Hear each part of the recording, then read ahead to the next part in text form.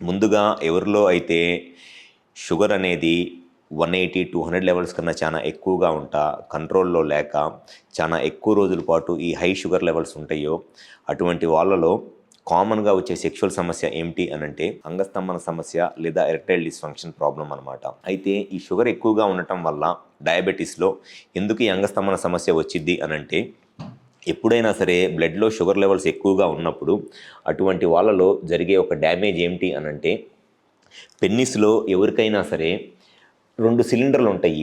వీటిని కార్పోరా క్యావర్నోజా అంటారు. ఈ కార్పోరా క్యావర్నోజా అనేది ఒక స్మూత్ మజిల్ అనమాట.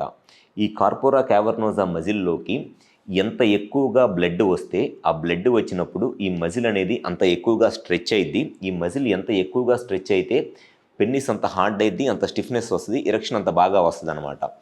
అయితే షుగర్ ప్రాబ్లం ఉన్నప్పుడు ఈ షుగర్ పేషెంట్స్లో వచ్చే ఒక కామన్ ఇష్యూ ఏమిటి అనంటే ఈ షుగర్ వల్ల ఈ పెన్నిస్లో ఉన్న ఈ కార్పోరా క్యావర్నోజా అనే మజిల్ స్లోగా డ్యామేజ్ అయిపోతూ ఉంటుంది. అంటే ఈ మజిల్కి వచ్చే బ్లడ్ సప్లై తగ్గిపోయిద్ది.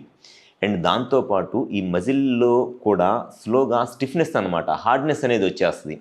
సో ఎవరిలో అయితే ఈ మజిల్కి బ్లడ్ సప్లై బాగా ఎక్కువగా వచ్చి ఆ బ్లడ్ వచ్చినప్పుడు ఈ మజిల్ ఎంత ఎక్కువగా రిలాక్స్ అయితే ఎరెక్షన్ అంత బాగా వస్తుంది.